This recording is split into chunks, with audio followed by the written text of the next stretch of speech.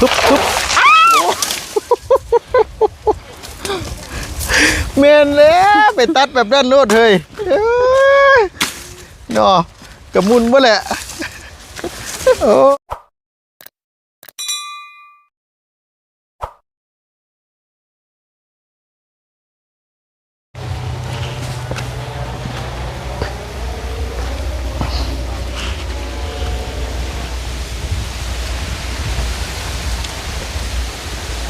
เสียวจังไหนนาง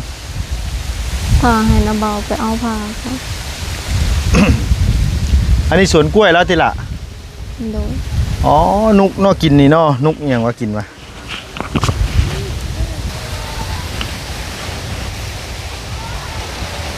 จนว่าสุกค่าเครือกล้วยก็ได้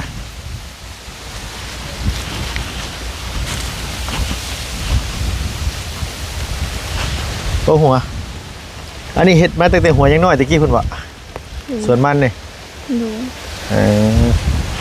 บูมีแห้งว่าน้ำล่ะกินข้าวในเรื่องเมื่อน่ะเด้อกินข้าวในเรื่องพวกกินข้าวบ่ได้ได้น้องเลยอยู่บนหุมฮะอยู่บนหุมปะไปโอ้ยางกระสีล่มเลย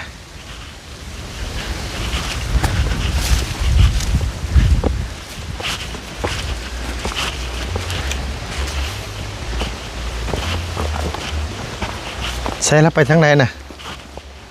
แล้วไปทางไหนเราไปเอาลำมันต้นแล้วเขาตัดเขาสิตุก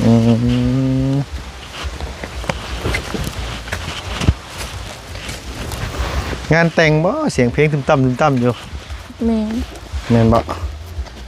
มื้ออื่นนี่ได้ยินว่าทางอีหลายจันว่าไปซอยงานแต่งมามื้อนี่ใส่ซองมาเซิร์นเขาอีกใส่ซอง%เขาอีกมีว่าเงินใส่ซองนะมีอยู่เงินอายผู้ใหญ่ใจดีคนฝากมาให้เมื่อนั้นมือเล่นปีใหม่เมื่อเล่นปีใหม่นะเอากินในน้ำเนี่ยกินแน่ว้าวจนวูวิดปากเลยได้เจ้าขนาดเสียงฮะเสียงแหบๆบอกเอ็มอยู่เป็นซอยงานปีใหม่กับเป็นซอยงานแต่งกับบุมวนนี่นั่นเนาะจิตใจมันบ่สงบปานใดเป็นห่วงพ่อเราเป็นจังไดพี่น้องเอ้ยเนาะเฮาแก้ไขก็แก้ไขบ่ได้เลยมีแต่ว่าเฮาบ่ต้องคิดอย่างหลายแล้วก็แม่นุ่มก็กันบ่นั่นก็บ่บอกแล้วก็ได้เป็นเราคิดหลายนะเจ้าก็บ่สบายอยู่แล้วเป็นยังเจ้านั่นน่ะเป็นไข้แล้วเป็นไข้เจ็บท้องแล้วก็หายโอ้ได้กินข้าวเลย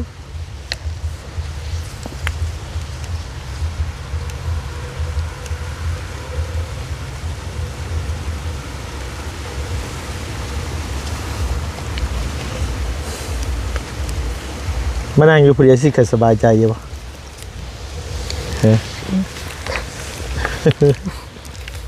มานั่งรีพอดีสิเคยสบายใจอยู่ปะดอก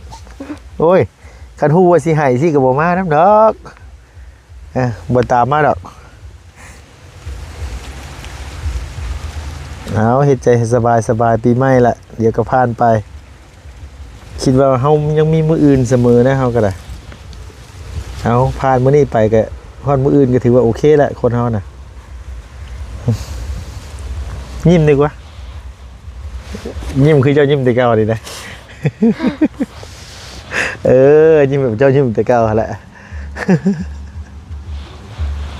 เฮ้ยโอ้หายแต่ปลูกเดี๋ยวนี้ย่างมาโคมเมื่อไหร่งัวก็ได้เฮ้ยปูเห็นละเฮ้ย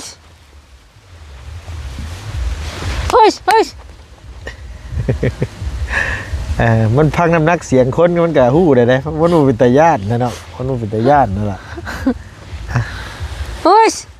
มันเป็นตาญาติมันก็บอดีนะเอาอันว่าทั้งอันว่า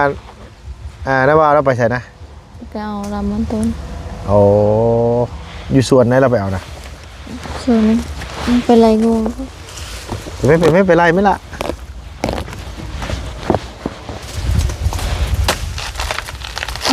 ทุบ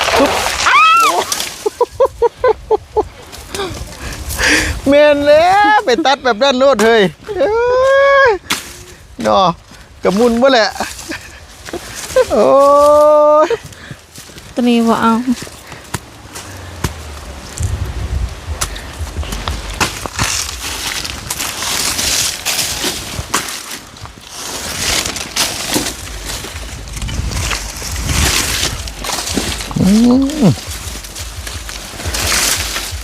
แซ่บพี่น้องเอ้ยมาต่อกันอีพีที่2เลยบัดที่นี่ผู้สาวตัดกล้วยก็เป็นล่นทับคอ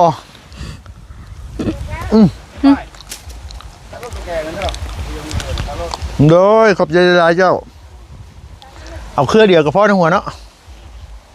ในหัวเนาะ สิตัดอีกบ่ ฮะ สิตัดอีกบ่ เจ้าสิตัดอีกสบะ ลุงน่ะ บ่นะบ่ตัดนะใส่หันหน้ามานี่ดีกว่านะ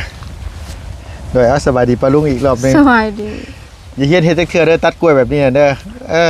เขาก็ค่อยให้มันลงเจ้าของตัดขาดบาทเดียวมันก็สิทับคอเอาอันติเนาะโอ้บ่เป็นห่วงคนอื่นเขาจังลี่เลยใช่น่ะลูกนี่คือเหยียบทิ่มอันนี้นะหัวโอ้ยนางอันนี้แม่ บ่เอานะลุง ว้าย มันเน่านะ เน่าในใส่นุกตอดมันพี่น้องเอ้ยแบบนี้แหละมันจังแซ่บแท้ล่ะสิเน่าหยังอู้หวานในดีรอพี่น้องเอ้ยมาอันว่าสวนมันน้องหัวทางนาบ่าวเพิ่นอันว่ากล้วยสุกค่าเครือเพิ่นก็ได้เอิ้นมาตัดเอาไปกินโดย เปรี้ยน่ะ เอาเครือเดียวพ่อขอบใจหลายๆได้เด้อโดย ไปเอ้า แล้ววันนี้เด็กก็นั่ง แล้วว่าเอาอีก บ่นะ บ้านลุง ลืมตกน้ หืม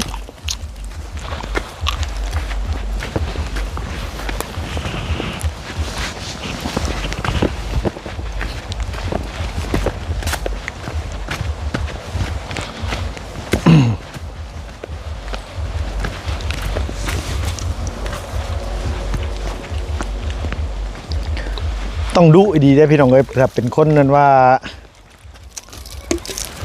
อยู่ทางเมืองเซโปนนี่ดูเห็ดสวนดูเห็ดกล้วยเห็ดมัน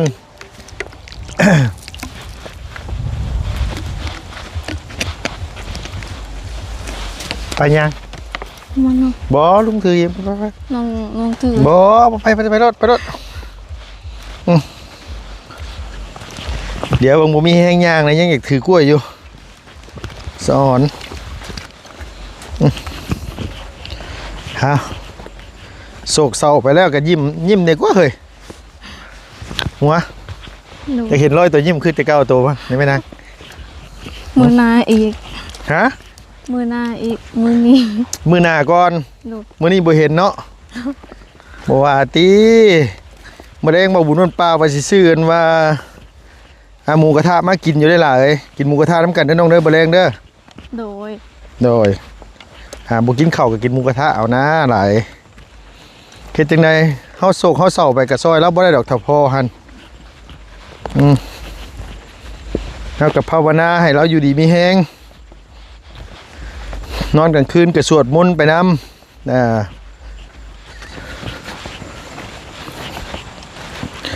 ให้เราสุขภาพแข็งแรงให้เราผ่านพ้นวิกฤตไปย่านเราเป็นรอยย่านเราเป็นแนวอื่นที่นาง โดย เราเคยเป็นรอยสบละหรือว่าในน้อง โดยตอนเราอยู่เซปูนจนยางบ่ได้ คือเราเคยเป็นรอยตอนเราอยู่เซปุ่นเรายางบ่ได้เลย โดย จักเดือนเราจะยางได้หัว จนกว่าเขาปลดโซ่ออก ฮะ แล้วก็ซื้อยา ต้องซื้อยาให้เรากิน โดย ตีนเราเป็นบวมเบิด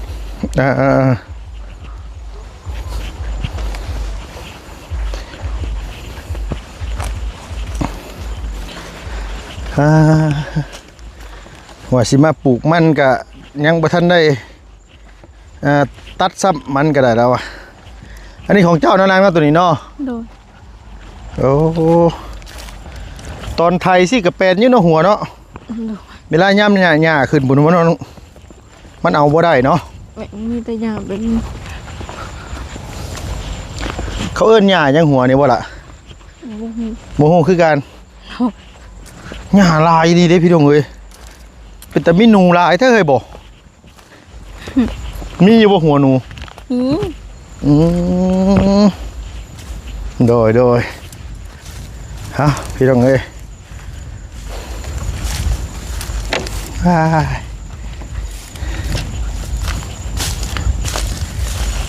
มันเจ้ากับมันอ้ายนี่ไผงามกว่ากันนะ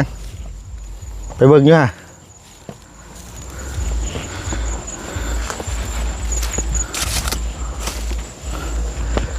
ผู้ร้อยก้นอยู่พุ่นอ่ะโอ้ยบ่เมื่อกินข้าวบ่ มันเดินเตียดาวอภัย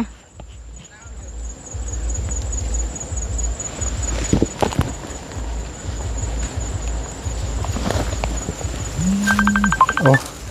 ไผเด้โทรมาว่ะพี่น้องเอ้ยเดี๋ยวรับโทรศัพท์ก่อนมาบุญมันป่าโดยสบายดีบ่บุญโดยกำลังสิเมื่อตัดกล้วยก่อนตัดกล้วยก่อนตัดกงตัดกล้วยอยู่ โดยวันนี้ไหนสิซื้อมาแล้วว่าหมูกระทะนะดูวันนี้ได้ ย่างเลยนี่ชวดแล้วนี่ โอเคกับพอดีได้นะน้องหัวน้ำตาพังยาวๆอยู่นี่นะเป็นตาลูโตนยังว่าอยู่นี่โอ้ยไปเยี่ยมพ่อมาเห็นพ่อใส่ตวนหายน้ำตาพังยับโคบอยู่โดย ไว้เด้อ โดยโอเค เร็วด่วน เจ้าไปสนางไปบ่บุญเพิ่นโทรนำเลยน้องจันนั่นเป็นห่วงเอื้อยไปจักทางกันว่าหน้าบ่าวเพิ่นพี่น้องเอ้ยให้ตัดกล้วยเมื่อกินเพิ่นว่าเจ้าถือได้บ่นางกล้วยนี่ได้เนาะยันว่ายันบ่มีแฮงหั่นน่ะย่างก็สิล่มเด้อโอ้ยหัวเอ้ยสู้ๆนางสู้ๆฮะพี่น้องเอ้ยมีแต่ว่าพ่อกันอยู่เพิ่นเอาเก็บใส่นั่นมาแน่มากล้วยน่ะโดย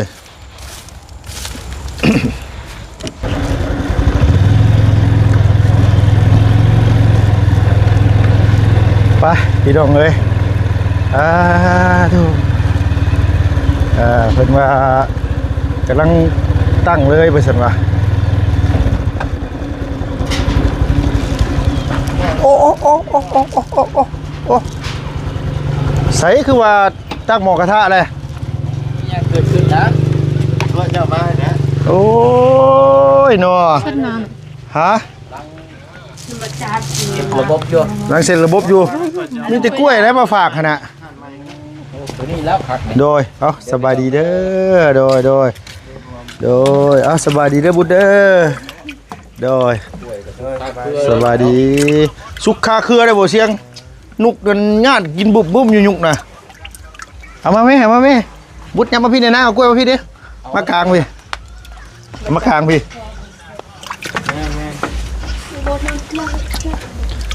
ยังว่าอยู่โอ้ยไปนั่งรี่ให้อยู่ใน ำ ปลากล้วยปลามันผู้โอ้ยตาพังกบโคบ แน่น โดยสบายดีเด้อนังเด้อจันสบายดีโดยเอาเป็นยังไงไปหาตาพ่อมือวะมือเศร้านี่คือว่าน้องหัวไปรี่ให้อยู่ปลามันผู้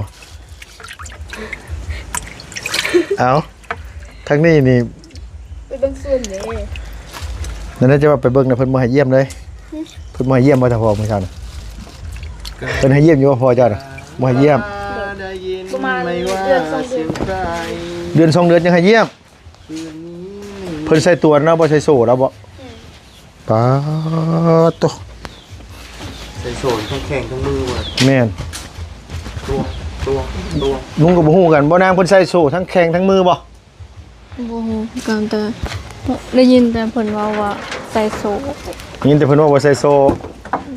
น่าจะใส่ได้แหละ ว่ามันต้องทั่วหน้ากันอยู่แล้วเนาะยิ้มดีกว่า หยอกใส่หยอก ใช่น่ะ ซื้อแล้วตามอยู่ครับเนื้อมันเรื่อง rồi đấy ตอนนี้เนื้อห้านี่เหรอห้านั่งครับเนื้อ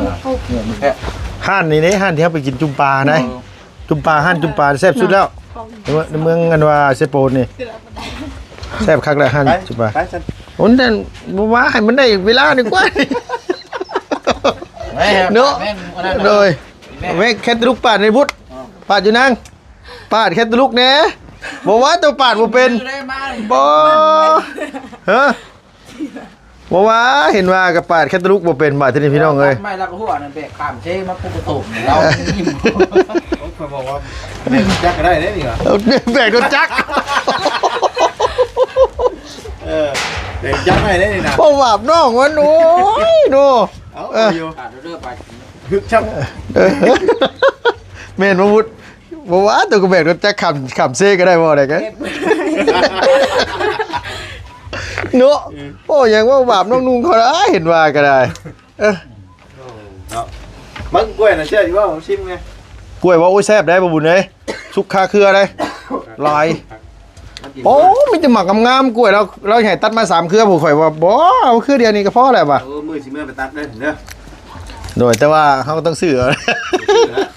บ่เป็นกล้วยเราได้บ่เป็นกล้วยอันน้องหัวได้กล้วยน้ำเบาแล้ว บ่หน้าบ้านเพิ่นก็ให้เอาแล้วมื้อใดมื้อก็ไปตัดเอา กล้วยขออนุญาตนะ ตัดมาฝากลูกบ่แซ่บอยู่บ่นางกินแน่โอ้ยบ่ได้กินข้าวแต่เช้าผมเน้นหน้าบูดโอ้ยดูโตนซาดอยู่เดี๋ยวนี้นะ จบปีใหม่มาหนาบูดเนาะ บ่แม่นนี่ได้ค่อยฮู้แล้วเหตุผลค่อยถามคักแน่นะเหตุผลที่น้องเศร้าน่ะเพราะว่า1มาแล้วเราคิดน้ำพอเนาะ ใครรู้มันมีพอให้คิดนำ โดย ขอรับเจ้ามีพอครับแม่คิดเลยคิดไป เรียบร้อย คิดไปเขียนแต่เขียนน้อยครับ จักสิไปหาอีชาย มันจะไปหาก็ไม่บาท ครับเจ้าให้ข่อยไปหิวน้ำบ่ แม่น โอเคโอเค เหมือนกันนะวะ โดย ไปเลยไปเดี๋ยวขออนุญาตเลยว่า โดย เข้าไปเพิ่งขาก่อนเพิ่งเชืองอีกก่อนกลับมาใหม่ เจ้าไปเฮือนอีกเกือบพุ่นกลับมาอีก ยาแล้วน้ำมันเท่าไหร่ โดย มันก็บริการไหน เดินกลับไปกลับมาย าแล้วนะ ไกลเติบได้บ่เชียงเลยอย่าแล้วนะติอย่าหามนะเนาะ อย่าห้ามนะ โดย ใหญ่เลยเนาะ ใหญ่แต่เห็นใช่ โดยน้ำมัน1กลิตร1ก็ซาปลายพัด1ลิตรนึงก็ ไปกลับนี่ก็คือสิเบิดหลายได้เติบอยู่ดอกข่อยว่า ครับได้คันมาไปเลยนั่นอยู่เนื้อเนาะ โดย มาอีกว่า อ่า มาอีกเมื่อยอีก3 รอบเลยเนาะ โดย4ได้บ่เชียงเอ้ยไปแล้วก็กลับมาแล้วก็กลับเมื่ออีก เจ้ามาหนึ่งกันนึงเลย 4 3 เนาะ 4เอามันคุ้มนะกันเอาก็ได้ไปหาเจียงกัน แล้ว โดยมีแต่ว่าตามนั้นเลยเนาะนั่งอยู่นี่ก็ได้สิเป็นหยังไงน่ะเปิดตู้น้อยฟังสิริพรท่านี่ ไปเหมือนกันเนี่ย ไปขึ้นรถได้ไหม โดย เอารถจะไปบ่ หัวเอารถอันมาจากลุงเขามาฮบนี่ล่ะเด้อโดยมีแต่ว่าสิไปซื้อหมูกระทะมากินน้ำกัน กินอยู่ว่าล่ะ ล่างเขื่อนล่างบวง ล้างถ้วยล้างบวงเด้อลูกเด้อปีใหม่นี่รู้สึกว่าอวบๆขึ้นได้เบนุ่มเลี้ยงดีเด้อตุ้ยตุ้ยมุ้ยตุ้ยมิ้วตะปุตะปิขึ้น เอาไปกันมาเบิ่งคักเตี้ยตะปุดเหนียวปักแล้ว แต่ก็ยังบ่ปานใดได้ยังบ่ซ้ำน้องบุตรนี่รุ่นแบกรถจักรข้ามเซ่ได้เขาเอาน่ะ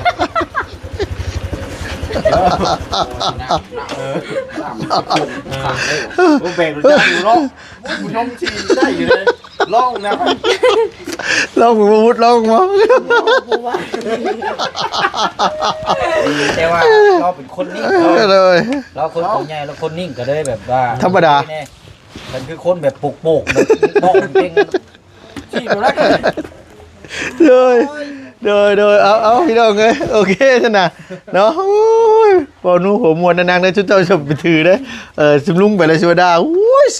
จักเป็นหยังสิว่าเอาเก็บไว้ยันไว้เก็บไปหันไปนี่โอ้มีรถจักรตัวอยู่เนาะเดี๋ยวเพิ่นมีของเพิ่นแล้วส่วนตัวได้เดี๋ยวมื้อนี้เอายิ้มสู้ไว้หลายๆนะไงปีใหม่แล้วก็ได้